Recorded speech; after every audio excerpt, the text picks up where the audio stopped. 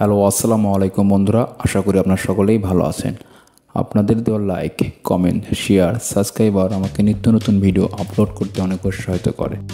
আজকের ভিডিওটি সাজিয়েছি টেক্সটাইল কারখানার তরল বড MBR ট্রিটমেন্ট প্ল্যান্ট। আমরা আজকে জানবো MBR টেকনোলজি কিভাবে একটা ফ্লোচার্ট ধরে কিভাবে কাজ করে। এই ভিডিওতে আমরা কথা বলবো। চলুন কথা না বাড়িয়ে চলে যাই মূল পর্বে। তো MBR ETP ফ্লো ডায়াগ্রাম, তো এই MBR ETP ফ্লো ডায়াগ্রামটা আমরা দেখবো।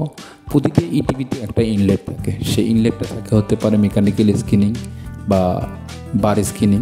আমাদের এই MBR ETPতে দুটো স্কিনিং টাইপ থাকে, একটা হচ্ছে মেকানিক্যাল আর একটা হচ্ছে ম্যানুয়াল। যদি কখনো মেকানিক্যাল স্কিনিং ফেল করে সেক্ষেত্রে ম্যানুয়াল চালানোর জন্য, যাতে ইটিপিতে অপারেশনে কোনো সমস্যা না হয়, তাহলে মেকানিক্যাল স্কিনিং থেকে পানিটা চলে যায় কালেকশন ট্যাঙ্কে। কালেকশন ট্যাঙ্কে পানিটা স্টোরেজ করা হয়।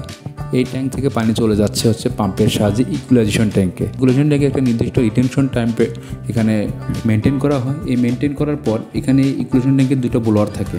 সেই ব্লোয়ার দিয়ে একটা ব্লোয়ার কন্টিনিউ পানিকে মিক্স করা হয় এবং আর একটা ব্লোয়ার স্ট্যান্ড বাই রাখা হয়। এবং ইকুলেশন ট্যাঙ্ক থেকে পানিটা চলে যায় নিউট্রিলাইজেশন ট্যাঙ্ক। নিউট্রিলাইজেশন ট্যাঙ্কে সালফিউরিক অ্যাসিডের সাহায্যে পানির পিএইচ কন্ট্রোল করা হয় এবং ব্লোয়ারের সাহায্যে ওখানে এয়ার দেওয়া হয় যাতে অ্যাসিডটা সহজেই মিক্স করা হয়। এরপরে চলে যাওয়া হচ্ছে পাম্পের সাহায্যে কুলিং টাওয়ার, ফিড পাম্পের সাহায্যে চলে যায় কুলিং টাওয়ারে।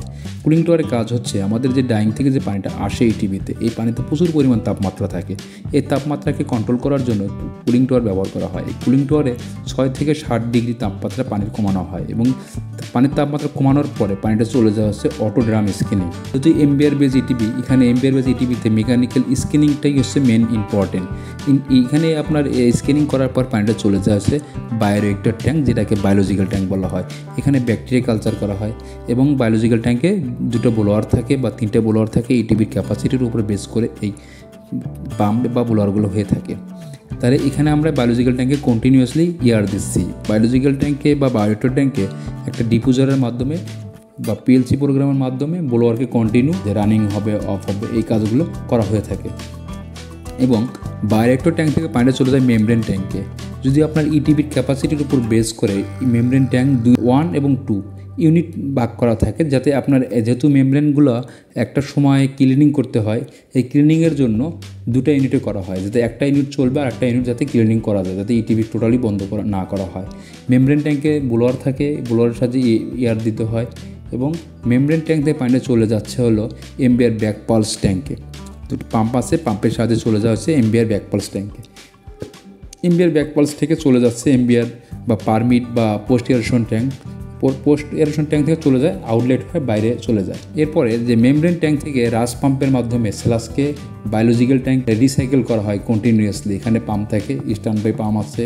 এই পাম্পগুলো দিয়ে আপনার মেমব্রেন ট্যাঙ্ক থেকে কন্টিনিউয়াসলি বায়োরিয়েক্টর ট্যাঙ্কে স্লাজটা ট্রান্সফার করা হয়। এবং আরেকটা লাইন আছে, সেটা স্লাজ ভলিউম যখন বায়োলজিক্যাল ট্যাঙ্কের MLSS-এর পরিমাণ বেড়ে যাবে বা স্লাজ ভলিউম বেড়ে যাবে, তখন ওই স্লাজটাকে আপনার স্লাজ হোল্ডিং ট্যাঙ্কে রাখা হয়। স্লাজ হোল্ডিং ট্যাঙ্ক থেকে চলে যাচ্ছে হলো পাম্পের সাহায্যে এখানে ডিওয়াটারিং করা হয়, স্লাজকে কেক করা হয়। কেক করার পর স্লাজকে আপনার স্টোরেজ হিসেবে 6 month as per DOE guideline অনুযায়ী আপনি 6 মাস 8 মাস যাই রাখেন না কেন আপনি আলাদাভাবে রাখতে পারবেন। এবং ডিওয়াটারিং থেকে যে পানিটা হয় সেই পানিটা আবার বায়োলজিক্যাল ট্যাঙ্ক অথবা ইকুলেশন ট্যাঙ্কে নেওয়া হয়। তো online base operation system SCADA, আসলে MBR ETP PLC-র মাধ্যমে আপনার এই ইটিভিগুলো অপারেটিং করা হয়ে থাকে। পুরা ইটিভিতে অটোমেশন। বাংলাদেশে বেশ কিছু ফ্যাক্টরিতে MBR বেস ইটিভি হয়েছে। এর মধ্যে যতগুলো ইটিভি হয়েছে আমার জানা মতে সুয়েজ বেস যে সকল ইটিভি আছে, এই বেস ইটিভিগুলো সবচেয়ে অনেক আপডেট বা আধুনিক, অনেক সুন্দরভাবে এই টিভিগুলো অপারেশন করা যায়। টাইপ অফ মেমব্রেন ক্লিনিং, আমরা যেহেতু মেমব্রেন ইটিভি নিয়ে কথা বলছি, সেক্ষেত্রে মেমব্রেনগুলোর কিন্তু ক্লিনিং আছে। এই ক্লিনিংগুলো কী আছে সেই ক্ষেত্রে আমরা দেখব যে মেমব্রেন ক্লিনিং, যেটাকে MC বলা হয়ে থাকে। এই MC ক্লিনিংয়ে 2 ধরনের কেমিক্যাল লাগে এখানে, একটা হচ্ছে সোডিয়াম হাইপোক্লোরাইড এবং একটা সাইট্রিক অ্যাসিড। আপনার একদিন পর পর সোডিয়াম হাইপোক্লোরাইড এবং সাইট্রিক অ্যাসিড দিয়ে এই মেমব্রেন ক্লিনিং, যেটা MC করা হয়ে থাকে। এবং আরেকটা ক্লিনিং আছে রিকভারিং ক্লিনিং, বছরে 4 বার 3 মাস পর পর এই মেমব্রেনকে 8 থেকে 10 ঘন্টা সোডিয়াম হাইপোক্লোরাইড দিয়ে ভিজিয়ে রেখে আপনার ক্লিনিং করতে হয়। প্রথম 8 ঘন্টা সোডিয়াম হাইপোক্লোরাইড এবং পরের 8 ঘন্টা সাইট্রিক অ্যাসিড দেওয়ার পরে ভিজিয়ে রাখার পরে এটাকে ক্লিনিং করার পর বিভিন্ন ওয়াশ দেওয়া হয়। ওয়াশ দেওয়ার পরে আপনাকে এটা পরবর্তীতে নতুন করে অপারেশনে যেতে হয়। অ্যাডজাস্টিং এটাকে বলা হয়, যেটাকে স্লাগ। অনেক সময় মেমব্রেনগুলো আপনার শক্ত হয়ে যায়, সেটাকে লুজ দেওয়ার জন্য মেমব্রেনটাকে তুলে ডিসলাজিং করা হয়, যেটাকে বলা হয় মেমব্রেন ডিসলাজিং। এই ডিসলাজিংয়ের কাজটা উপরে তুলে নিয়ে আপনার বিভিন্নভাবে পানি দিয়ে বিভিন্ন কেমিক্যাল দিয়ে ওটা ওয়াশ করা হয়। পিএলসি বেস স্ক্যাডা মনিটর, এই MBR ETPগুলো দুটা ওয়েতে অপারেশন করা হয়ে থাকে, একটা ম্যানুয়াল একটা অটো। কিন্তু ম্যানুয়াল অপশনটা ফুললি ম্যানুয়ালিভাবে MBR ETP অপারেশন করা যায় না। সুয়েজ বেস ETPগুলো, অন্য ETP চাইনিজ বা অন্য কান্ট্রি যে সকল ETP আছে যে MBR টাইপের ETPগুলো, সেগুলো আপনার হচ্ছে ম্যানুয়ালে চালানো যায়। সুয়েজ বেসের যে অপশনটা আছে আপনার হচ্ছে দুটো জিনিস আছে এখানে। যে জিনিসটা হচ্ছে আপনার ট্রেন বা মেমব্রেনটাকে আপনি ম্যানুয়ালিভাবে চালানোর কোনো অপশন নাই, আর মেমব্রেন ছাড়া ব্লোয়ার এবং আদার্স যে পাম্পগুলো আছে এটা ম্যানুয়ালে চালানো যায়। এবং এখানে একটা জিনিস কি, একটা কম্পিউটারের মাধ্যমে এই ETPটাকে পুরো ETP আপনি বিশ্বের যে কোনো প্রান্ত থেকে চালাতে পারবেন অনলাইনের মাধ্যমে। আর এই ETPতে সহজেই বিভিন্ন ধরনের রিপোর্ট বা বিভিন্ন ধরনের ওভারভিউ বা কোথায় কোন প্যারামিটারগুলো আছে আপনি কম্পিউটারের মাধ্যমেই দেখতে পারবেন এই MBR ETPগুলোতে। এবং ETP অপারেশনের প্যারামিটার আমরা জানি যে MBR ETP অপারেশন করতে গেলে বেশ কিছু প্যারামিটার আছে যেগুলো আসলে খুবই নজরদারিতে রাখতে হয়। এই প্যারামিটারগুলো যদি কখনো ফেলিওর হয় সেক্ষেত্রে আপনার মেমব্রেন ফাউলিং করতে পারে। এর মধ্যে রয়েছে যেমন MLSS, বায়োরিয়েক্টর ট্যাঙ্কে MLSS 4000 থেকে 6000 রাখতে হবে বা ম্যাক্সিমাম 8000 পর্যন্ত।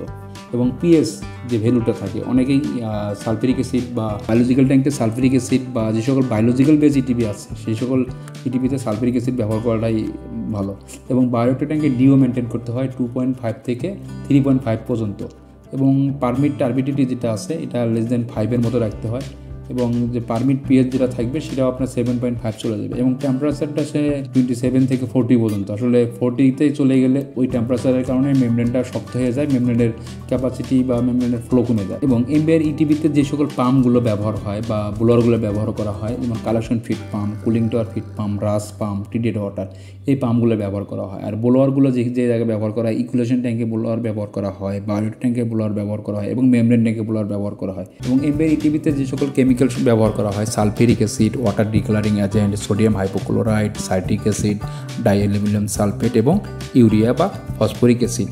যেমন সালফিউরিক অ্যাসিড pH কন্ট্রোল করার জন্য, ওয়াটার ডিকালারিংটা ব্যবহার করা হয় আপনার হচ্ছে পানির কালারটাকে নিমাপ করার জন্য, সোডিয়াম হাইপোক্লোরাইড এবং সাইট্রিক অ্যাসিড মেমব্রেনকে ক্লিনিং করার জন্য, এবং ড্যাপ, ইউরিয়া বা ফসফরিক অ্যাসিড ব্যাকটেরিয়ার খাবার হিসেবে ব্যবহার করা হয়ে থাকে।